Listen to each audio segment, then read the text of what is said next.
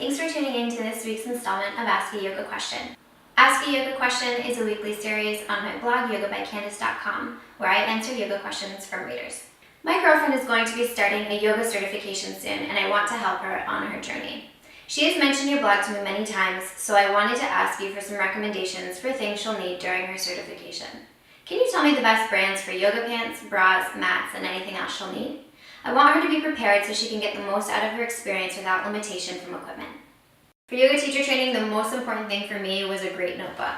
I like this one by Moleskine. It's really durable on the surface, and you can just easily flip it open, write whatever you need to. And then at the back, there's a pocket that's expandable, and you can stick whatever informational things they give you in there.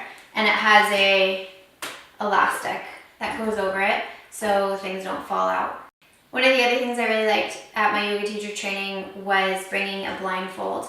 We did blindfold yoga practices, so that was really cool, but it was also great to use for Shavasana and really make sure your eyes are rested. This one's by Tempur-Pedic. I like it because it's adjustable, it's really heavy, and it kind of forms to your eyes so that even if you open your eyes, you won't have any light peeking underneath. So that's really nice.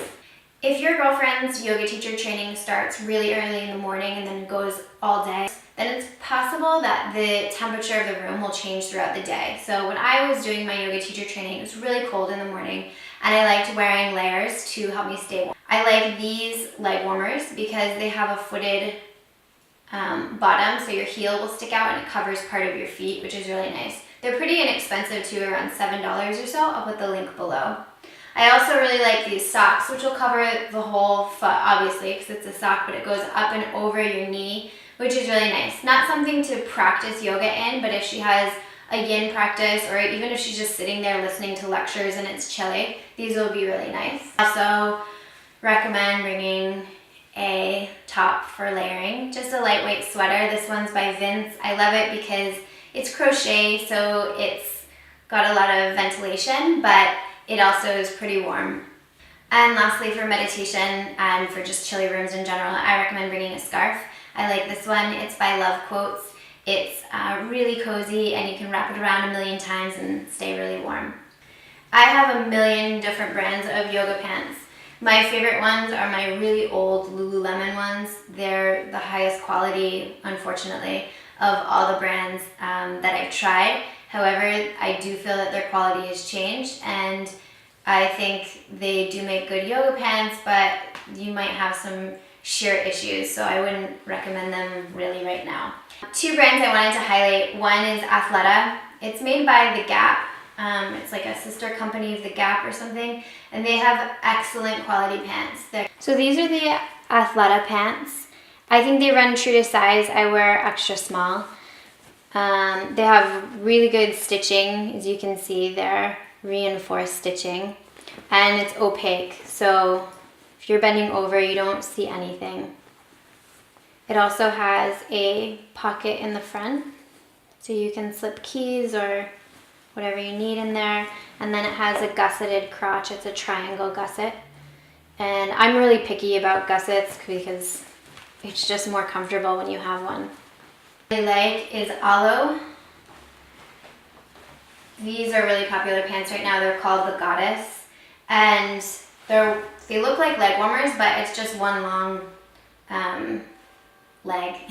They're really comfortable, and you can pull them up and over your knee so you have that leg warmer look, or you can pull them down over your foot if you're chilly and just trying to stay warm. These run true to size. This is a small, and it's a little bit too big for me.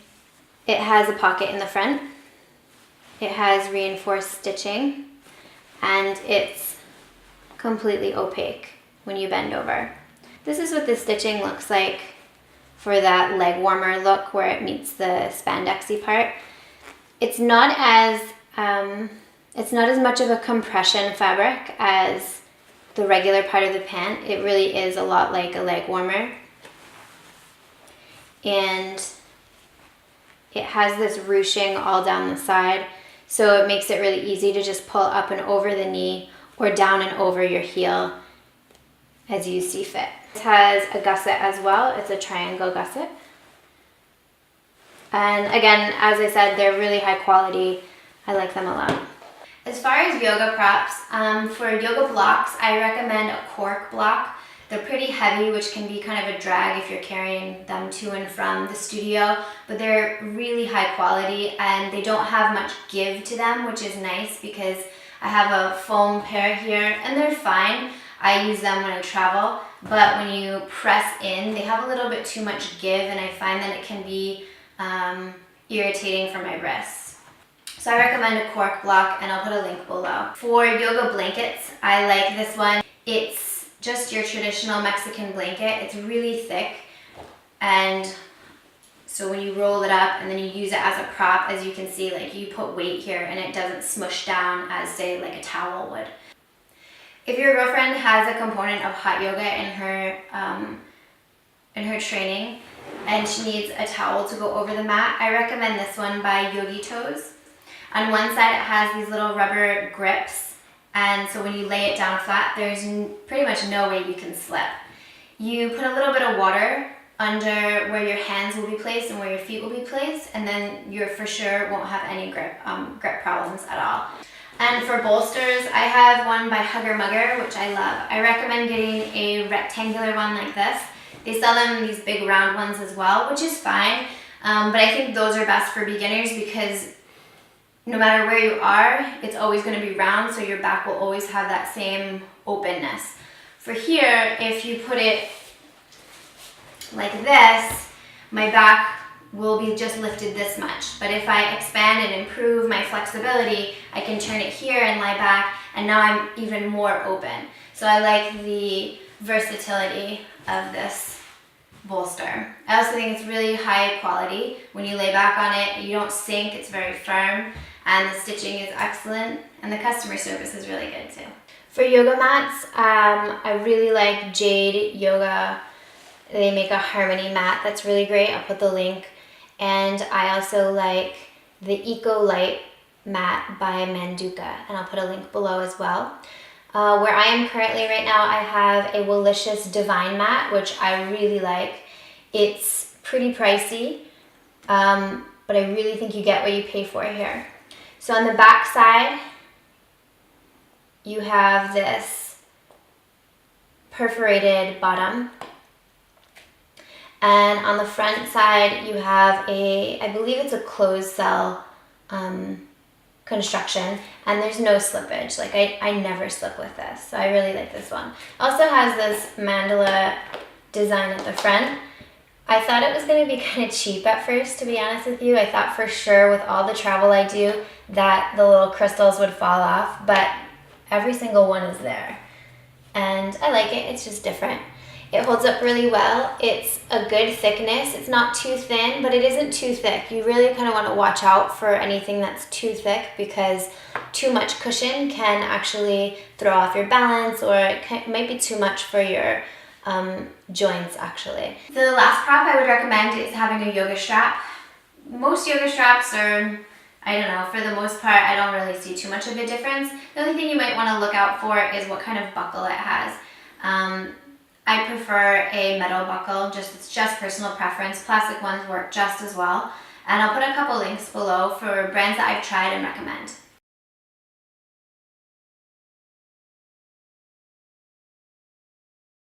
How do you know you're ready to start practicing crow pose? Are there prerequisite poses or skills you should have mastered first in order to avoid injury? Crow pose is one of those poses that I find a lot of people use as a transition from the beginner stage of being a yoga student to an intermediate stage. So you kind of know you're ready when you're getting a little bored or you feel like your practice might have hit a plateau and you're starting to feel like you have a good amount of upper body strength, you have a good amount of core strength, and you're just ready to try something different. You trust yourself. So for crow pose, you want to make sure that you have a lot of hip opening. When you come into it, your knees need to be as far up the arms as they can. If your knees are down here, it probably means you're not ready because the hips aren't open enough. The knees need to be above the elbows at the very least so that you can come forward and bend at the elbows, look ahead, and then maybe pick one foot up, maybe the other. Short arms seem to be a problem for me in many poses, including crow pose. Do you think that's true? No, I don't think short arms are a problem for crow pose. I hear that a lot. And I think that one of the best ways to look at it is to look at a pose, but from a different perspective. So let's take crow pose for example.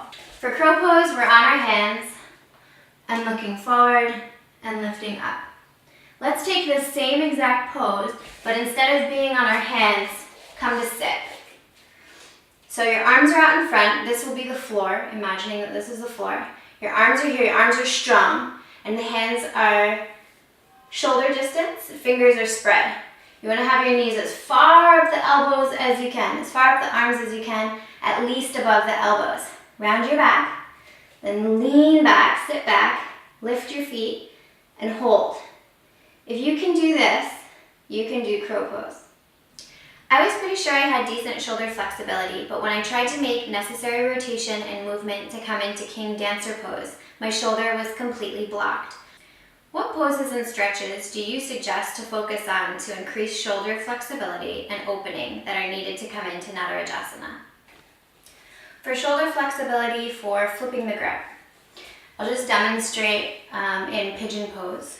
You asked about dancer, but I have a post coming up on dancer and I don't want to show the exact same thing twice, so we'll do pigeon pose. Knee will bend, you'll reach back, and then you just take it to the outer edge of the foot and then flip. And it's a really, really intense stretch. I'm feeling this in my shoulders, down my chest, on the side body, all along the hip flexor. The stretches that you can do to open up this whole area. So it's not really just the shoulders. You want to make sure you're really open in the hip flexors as well. Since you asked about the shoulders, I'll go into it. I like Gomukhasana, cow face pose. And you can do it like this. Sit tall, bring the one arm up, bend at the elbow, then reach back.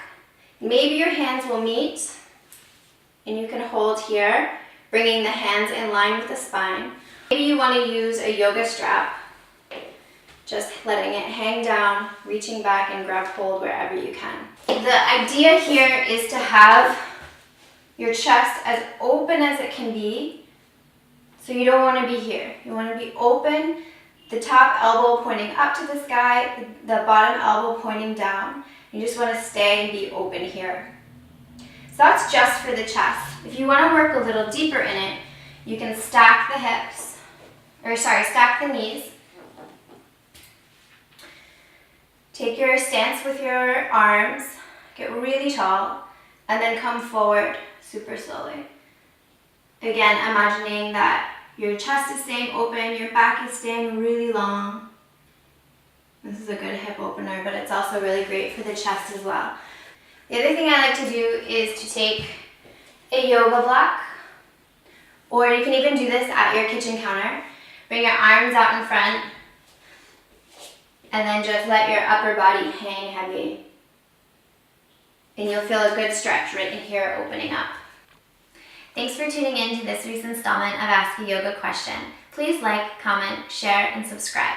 And if you have a yoga question, feel free to ask it in the comment section below or over on the yoga forum, forum.yogabycandace.com. Hang on. I want her to be I don't know what these are called. No, I don't think short arms are a problem. Unless they're like extremely, extremely short. It's right here, right there.